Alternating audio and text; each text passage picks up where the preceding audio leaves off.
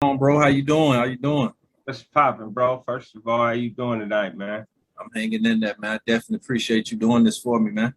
All right, for those of your viewers who don't know, man, I'm gonna go ahead and kick it off like I would kick it off over on my spot, man. What's up? What's up? What's poppin', man? It's NateDogg 916 coming at y'all live from Sacramento, California, man. For that It may be.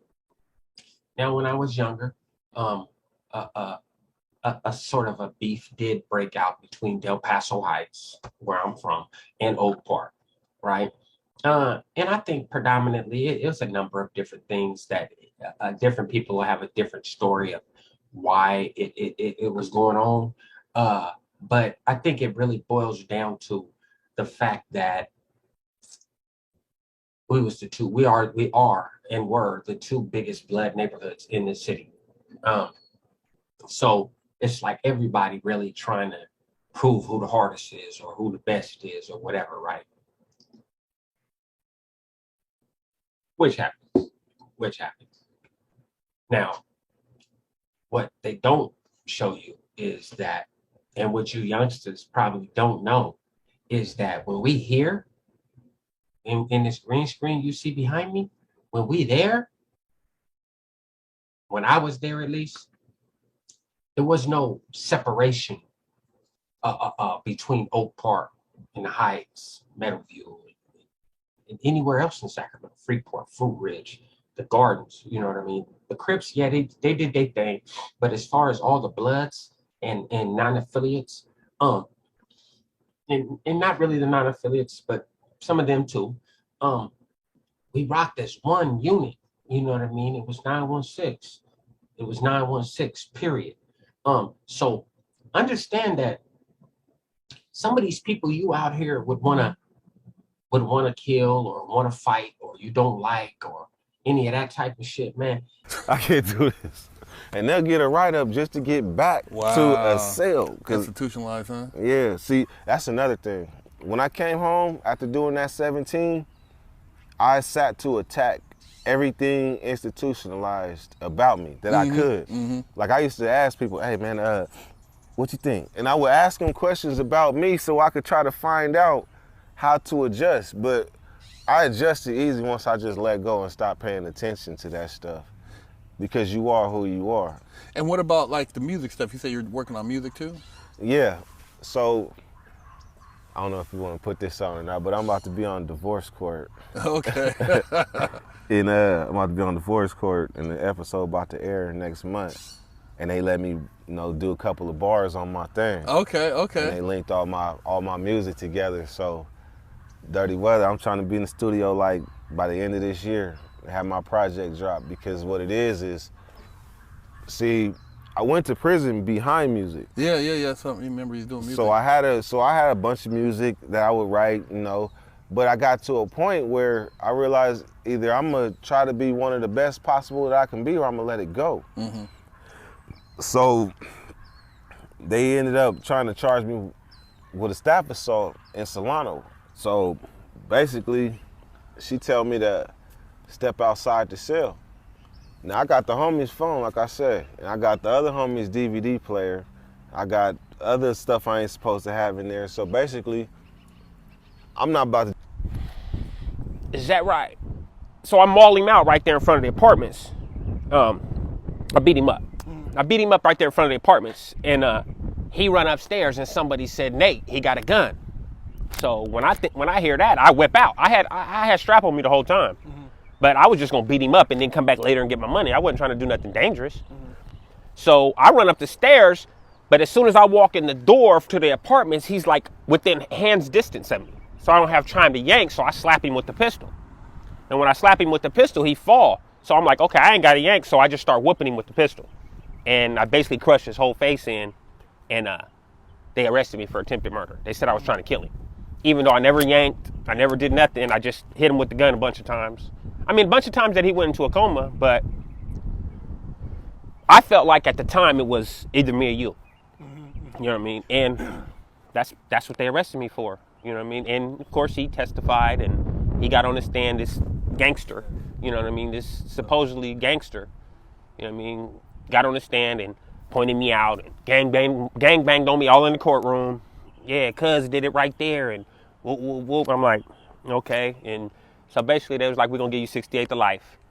And of course, as you know, and mostly people that are watching this know, I went and told my lawyer, go find out what kind of deal they gonna give me. Yeah, yeah. And because once I heard that 68 to life, I'm like, I'm not doing no elbow. Exactly. So they came back with 15, and I took the deal, but, you know, while I was in the county waiting,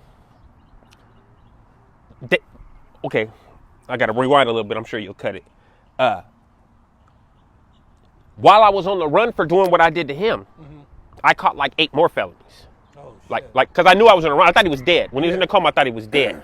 So I was just on. So I was like, everybody who owed me money better have my money or it's problems. So then I caught a couple armed robberies and a couple car. Shoot, hey, there's the times I used to think I was a big deal too. Right.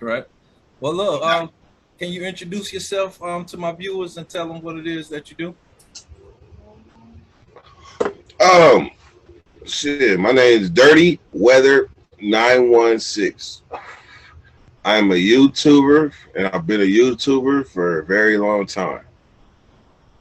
If you understand the algorithm, you understand some people grow organically, some people grow astronomically. Right. Some people is just an old workhorse, and that. A lot of them is doing that because they inebriated. You know what I mean? They're not even really thinking clear, Exactly. and a lot of them don't really start thinking clear until they sit up in them county jails.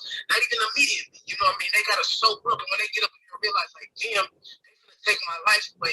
Then they start realizing a lot of their shit that they pulling and that they doing really on some bullshit. A lot of motherfuckers really need to wake up at what's going on in the world. You know what I mean? Because it's fucked up, man, all the way around from the East Coast to the West to the North to the South, man. Real talk, man. It's a fucked up. You know, they got white cats running up in grocery stores like in Buffalo, killing blacks. They got them doing, you know, little Mexican cat or whatever he was, run up in this school down in Texas and kill all them. That was like a Mexican community. Yeah. He killed all them kids, man. 21 people, man, including some adults, man. That's some foul shit, man. So people better pay attention to what's going on, man. I'm not no religious buff or nothing like that, but you know, they get to talking about the end of the world and the sign of times, man. People better pay attention to what's going on within their environments and their media, you know? Definitely, man. Sacramento and LA. The LA homies think different than us. No disrespect. Salute to my LA homies. We just think different. Y'all know to get down. If you know me, you know me. You know what I mean. You know, it's still Wolf, still the homies, but we think different, bruh. But it's the upbringing. It's different, you know. But I had a celly that was he was from Bounty Hunter. I ain't gonna say his name, but he was from Bounty Hunter, right? He was from Bellhaven Bounty Hunter. From that, the house is outside the projects, right? Hey man, his name don't start with an R, does it? Nah. Okay, No. okay. It started with a B, but you know, I ain't gonna put his name out there. But his nickname started with a B. I'll tell you after we finish the video. But I think your celly you was talking about, I think he was my celly before. Yeah. If he was from Sac, he was from my celly. If he was from LA, I was in High Desert with him. Yeah, he was in High Desert. Yeah, They was both in High Desert. Yeah. But yeah, I'll tell you about that later. So I'm in the cell with this cat, and me, bro, I'm fresh out the shoot. Right, when I go into the cell with him, this is like 2001. I just get out of Corcoran shoot for busting on the cat in High Desert. Right, on O-Dog. Matter of fact, it don't matter. He bad now. I don't care about saying his name. What's up? Yeah. Wow. Yeah, I'll tell you about that. Yeah, we'll tell that story later. Yeah, he live in South Sac right now. He's seen me since I've been home. So we in the cell and I'm out the shoe. I'm just doing me, bro. They put me in a cell with him. I'm like, okay, I'm gonna stay in here until I figure out what I'm doing. But like, he don't get up. He don't bust down. He only go out to the yard to play basketball. You know. And he come back in. He be like sweating, stanking, sitting in the cell. And I'm like, bruh. So I'm like, and then one day he's sitting on the you know how you sit on the sink and have your feet on the toilet. Yeah. And be leaning up against that wall looking out the window, right? It's a Saturday. And he got this older female he dealing with on the streets, right? And Yeah. you know, he youngster, she older, so she be running the show basically, right? I ain't grow up like that. You know, no disrespect to my women. I ain't grow up like that. I'm the king of my castle at all times, period, right? Whether I'm incarcerated or not, it don't matter to me. You know, if I'm out, if I'm in there, it's the same attitude. I've had the same attitude since I was 18 years old. You know what I mean? Before that, if you be honest. But so he's sitting there. I've never been the type. I'm in Sacramento, Brian. I'm not stressing off if they call me for a visit. If they call me for a visit, I'll go get a shower and I'll go to my visit. If they don't, I'm finna go out to the yard like I'm supposed to, right? So he's sitting on the thing, and I'm like, bro, you gonna just sit there with your visiting clothes on? I'm supposed to get a visit, bro. It's almost time for second yard. You ain't got called for a visit yet, bro. She ain't come last week. She ain't come the weekend before that, bro. She just gonna sit in here, and you know I don't get no cell time, nothing, because this nigga always in the cell.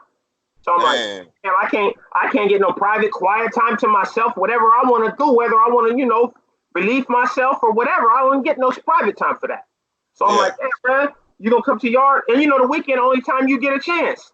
So I'm like, all right. I'm like, so I'm sitting back, I'm watching TV, waiting for yard release, right? And he over there sitting on the thing like, man, this bitch better hurry up and call me out, man. This bitch. And I'm like, bruh, oh man, I'm trying to watch TV, man. I want to hear all that, bruh. I want to hear all that. He like, and then he get quiet, right? I'm like, whatever, man. So I got my curtain. You know, you got the curtain on your bunk. I got my curtain pulled to right here, and then I got my back curtain pulled all the way, so I ain't got to see that nigga, right? So I'm just watching my TV, and he like, man, fuck, man. I like, bruh, hey, I'm tired of hearing about that bitch, dog.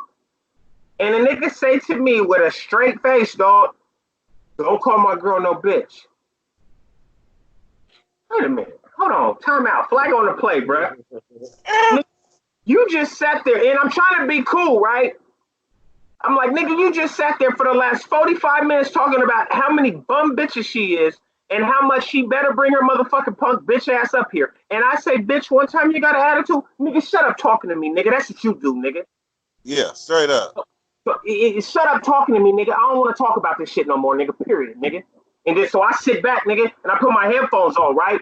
Why he come off the toilet, dog, with the fake ass haymaker and try to snake me?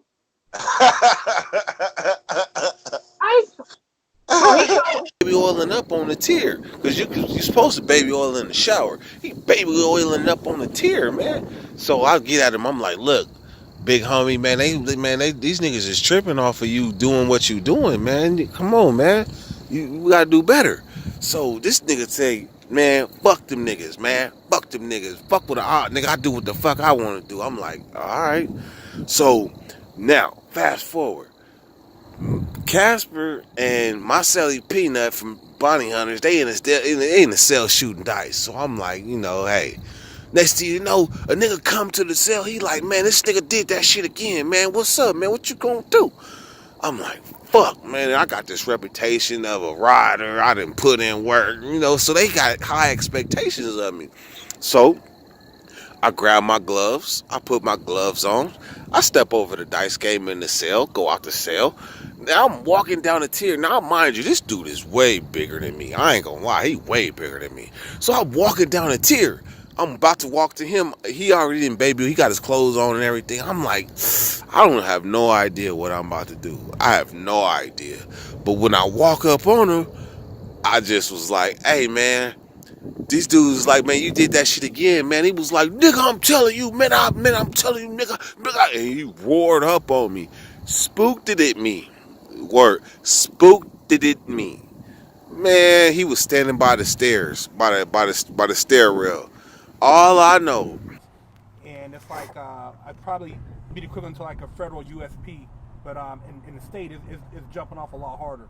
And you know, you go through a lot of shit, and it's, you know, it's just you got to hold your own.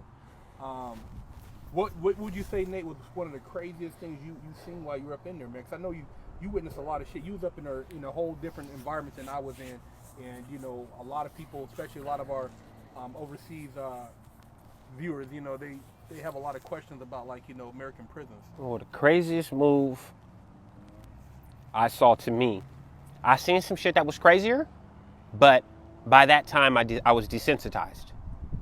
Because the craziest thing I saw was before I started seeing a whole bunch of crazy stuff. Yeah. So it made a big impact on me. And you know what a rotunda is? So like when you're walking a child, you come out of a section and the door will be like over there. Okay. And then there'll be guards walking above you right here with glass, plexiglass or whatever, right? And you walk and you got to walk through this like a cattle run. Okay. You know what I mean? And the chow hall's at the end, but they release a whole section at one time. So you got 32 cells on top, 32 cells on bottom, double man in each cell. That's 64, 128 people popped at one time. So that's crazy how those numbers are still in my head. Because we have to, you remember, we used to have to do head counts, you know what I mean, of how many of each race was out or whatever. But we coming out, and my boy, I'm in high desert. I'm like 21, not even 22 yet. I'm still young. My boy like, watch out. I'm like, what's up? He's like, just step over here. And I see a Mexican come with a braided up, like a twisted up sheet, a big boy. And he come and he throw the sheet over another dude's head and around his neck. And then I seen the big guy like pull the dude up on his shoulder with his neck, and the other guy's facing that way. Oh, so he's reversed? Yes. And then two Mexicans came and started busting on him. And basically when he let him go, it was over already. So, and that was like I was like, and then the craziest part about it is, as he dropped, they didn't see nothing because they're watching the section and they're watching the chow hall. They didn't see who did it. They're not watching the middle. Yeah. So we all start walking, and people are just like, and my boys. They have all the rapists. They have all the gang members, but they're not on no damn 23-1. They are actually out roaming. You know what I mean? Yeah. And okay. so they're typically like the killers that probably just drop their time a little bit. They've been good for about 5 years, so they put them into level 4 facility. To 5. That was the unlawful wound that gives you. You can get 5. So you took it to trial? Oh yeah, I took a trial. Man, I was charged with abduction too. They said I kidnapped him at gunpoint at a stoplight, pulled 2 or 3 people out the freaking car by their hair. I mean, they said different gangs, you know, so many different neighborhoods, so many different blood gangs. You know, does that play a role in it? All right. Well, discipline is discipline. So let's start there, right? So let's start with discipline is discipline. Some people have a certain kind of discipline. Some people don't. Some people were taught a certain kind of discipline. Some people weren't. Some people were never taught to be disciplined as a group. Some people were taught to, I represent my hood, but I rock solo. You know what I mean? People from my generation personally were taught to rock as a group.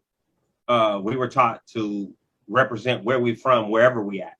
You know what I mean? As a group, not as a singular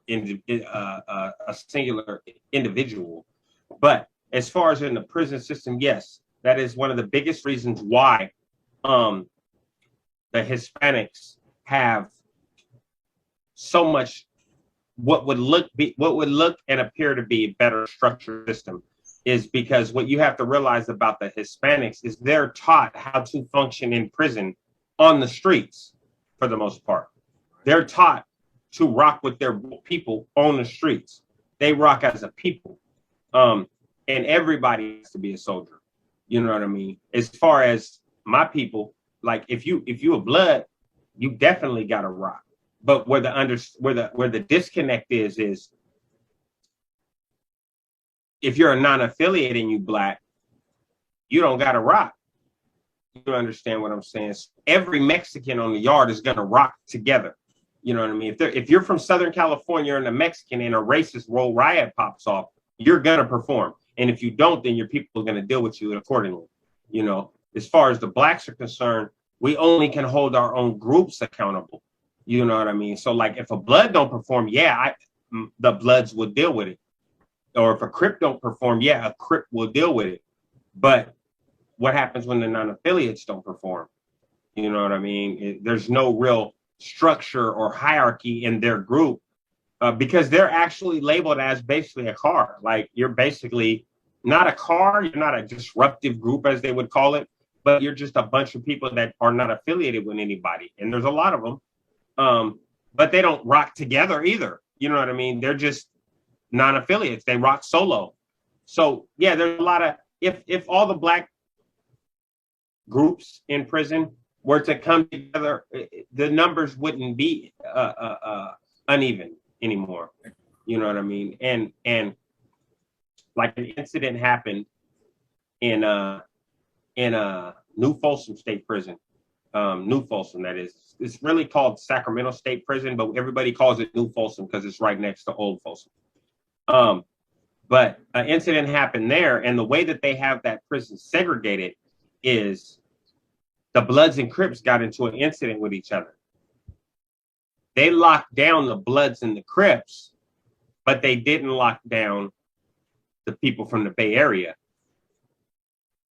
So when the Bloods and Crips were locked down, Bay Area were out there by themselves, and that's when the Southern Mexicans decided to attack them. With your channel, like, what do you think some of the top moments? Well, my channel? Yeah, I got quite a few.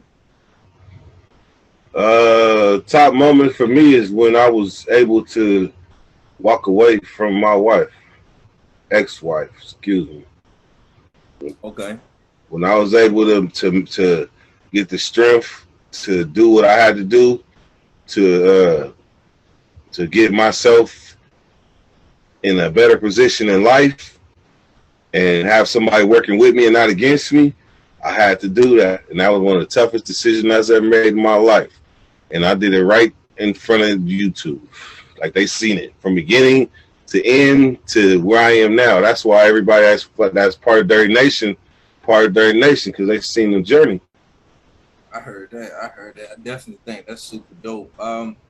For me, some of the top moments for me, I definitely think your interview with 23andOne, I definitely think that stands out. And like I said, the story that you hit him with, I think that was perfect, you know, for the interview with him. It was a real popular story on your channel. I don't want to get into it unless you want to, but that's just one of the moments that stand out. And then it was also one time, man, and I definitely know you remember this, man. I don't know what you got a hold of. Something strong. I forgot the name of it. Some weird strand that sounds like some food.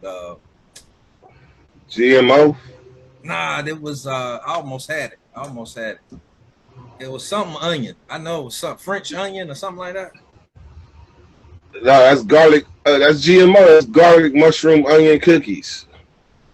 Something like that, but I know it put you out. And you said ready to get rid of it. Like, you'd be glad when it's gone.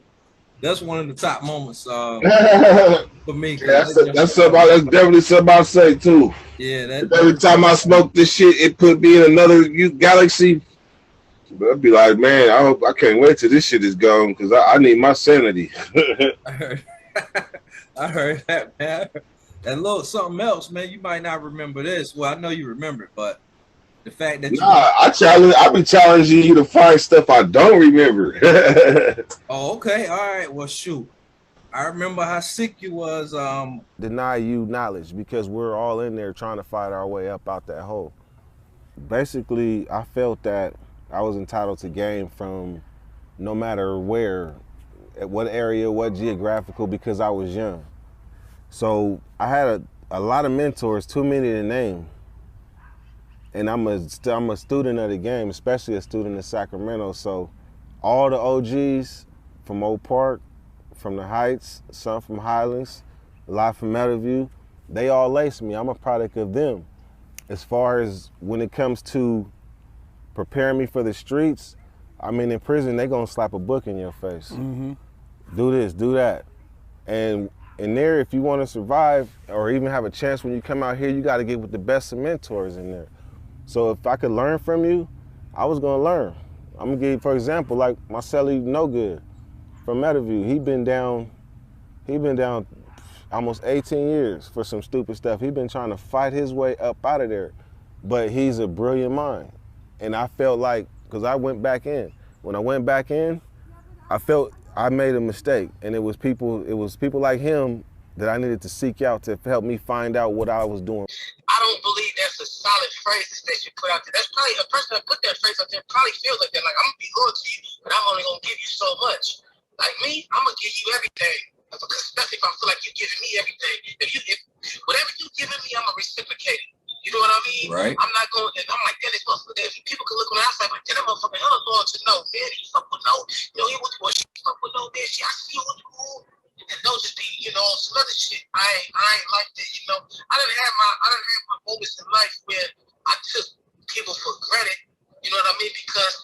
was my lack of maturity. But as far as like those, especially with the streets, even my kid's mother, my first wife, you feel what I'm saying? She used to say like I was more loyal to the streets than I was to her.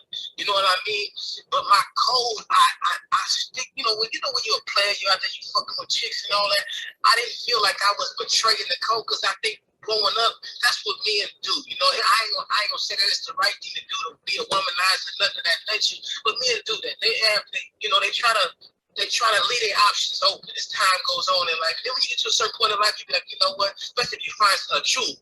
You know, you find a needle in a haystack or you find that diamond in the rough, you ain't going to want to compromise that. You know what I mean? Right. So with that being said, when it comes to loyalty got a time stamp on it, I wouldn't really agree with that. You know what I mean? Right. Now, everybody got their own opinion. You feel what I'm saying? That's just how life is. You know what I mean? Just like assholes, everybody got one. You know what I mean? Unless you got a deformity. You feel what I'm saying? But for the most part, everybody got their opinion on life. Now, some people are like, hell yeah, you know what I mean? Because after a while, if I feel like a motherfucker ain't do more, I feel like I can't give no more, motherfucker can't give me no more, I'm going to push it in. Like, I read a book, New York State of Mind, and somebody was speaking on Jay-Z like that, where they were saying Jay-Z, once he get enough from you, he feel like he can't get nothing else from you, he move on. I'm not that type of person. If I fuck with you, and say I feel like damn, bro, kind of he done got that invisible ceiling placed on top of his head. I'm gonna try to plant some seeds within your garden to help you grow. Hey, look, bro, I got this shaking. You know what I mean? I know you've been kind of on this complacency, on this hype, you know, without no prejudgment, you know what I mean? Right. Without no defamation of character. But now, look, let me help you. Let me enlighten you in this aspect of it. And most people that know me will probably tell you the same thing.